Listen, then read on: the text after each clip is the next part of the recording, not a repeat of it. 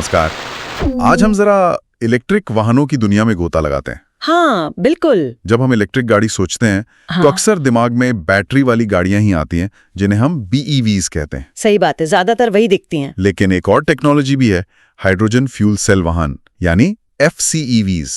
तो आज हमारे पास जो जानकारी है उसके आधार पर इन दोनों को समझते हैं। हाँ, देखते हैं कि ये कैसे काम करते हैं, क्या फायदे नुकसान है इनके, और भविष्य के लिए इनके क्या मायने हो सकते हैं, मतलब ट्रांसपोर्टेशन कैसे बदलेगा। बिल्कुल। तो पहले बैटरी EV से शुरू करते हैं, BEVs। हाँ, इनमें क्या होता है, एक बड़ी लिथियम आयन बैटरी होती है ना, जिसमें बिजली स्टोर की जाती है जी। और चार्ज करने के लिए आप इसे घर पर या फिर पब्लिक चार्जिंग स्टेशन पर प्लग इन करते हैं। हाँ, जैसे टेस्ला की गाड़ियां हैं, निसान लीफ है, या आजकल BYD सील भी दिख रही है। बिल्कुल, इनके फायदे तो हैं, काफी एफिशिएंट हैं ये गाड़ियां, और चार्जिंग नेटवर्क भी बढ़ रहा है धीरे धीरे। हाँ, तेजी से बढ़ रहा है और कीमतें भी कुछ कम हुई हैं पहले से।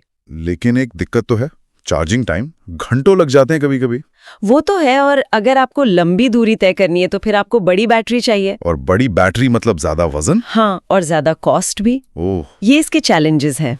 अच्छा, ये तो हुई बैटरी वाली बात। अब आते हैं हाइड्रोजन फ्यूल सेल वाली गाड़ियों पर, FCEVs। जी। ये कैसे चलती हैं? इनका तरीका थोड़ा अलग है बिजली बनाने का। इनमें हाइड्रोजन गैस यूज होती है। हाइड्रोजन गैस, अच्छा। हाँ, वो एक फ्यूल सेल में जाती है और हवा से ली गई ऑक्सीजन के साथ रिएक्ट करती है।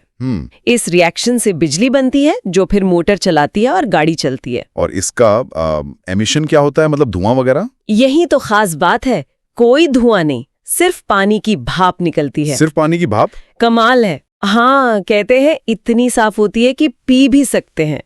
टोयोटा मिराई या हुंडई नेक्सो इसी टेक्नोलॉजी पर बेस्ड है। वाह, और मैंने सुना है इनको रिफ्यूल करना बहुत तेज होता है। बिल्कुल, ये इनका सबसे बड़ा प्लस पॉइंट है शायद। जैसे आप पेट्रोल भरवाते हैं ना, हाँ, बस वैसे ही मिनटों में हाइड्रोजन भर जाती है और रेंज भी काफी अच्छी मिल जाती है एक बार टैंक फुल होने पर। ये तो बहुत बढ़िया है। लेकिन फिर इसमें क्या चुनौतियां हैं? चुनौतियां भी हैं।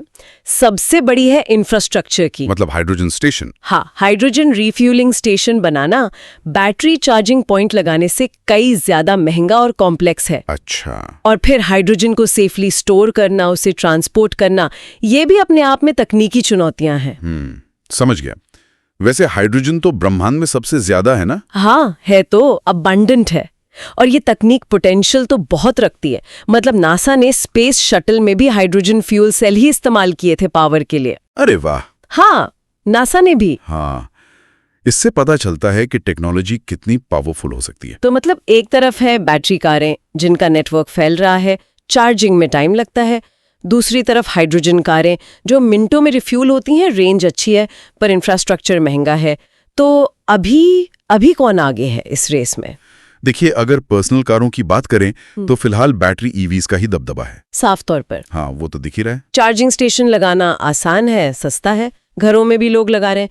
लेकिन हाइड्रोजन के साथ सोच थोड़ी अलग चल रही है। अच्छा, किस तरह से? ज्यादातर जो एक्सपेरिमेंट्स हो रहे हैं या शुरुआती इस्तेमाल हो रहा है वो बड़े वाहनों के लिए है, जैसे बसें हैं, ट्रक हैं। ओ, हेवी व्हीकल्स। हाँ, शायद आगे चलकर जहाजों या हवाई जहाजों में भी, क्योंकि इन मामलों में ना बैटरी का वजन और चार्जिंग टाइम बहुत बड़ी दिक्कत बन जाते हैं। अच्छा, हाँ, ये बात तो है।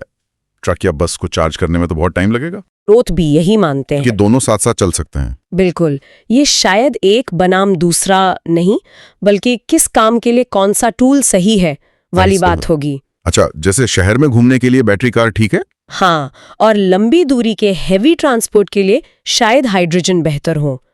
तो भविष्य में हमें शायद दोनों का मिक्स देखने को मिले। ये दिलचस्प है, मुकाबला नहीं बल्कि सह अस्तित्व, कोएग्जिस्टेंस। हाँ, संक्षेप में यही कह सकते हैं कि क्लीन ट्रांसपोर्ट के भविष्य के लिए दोनों ही टेक्नोलॉजीज, मतलब बैटरी और हाइड्रोजन, महत्वपूर्ण हैं।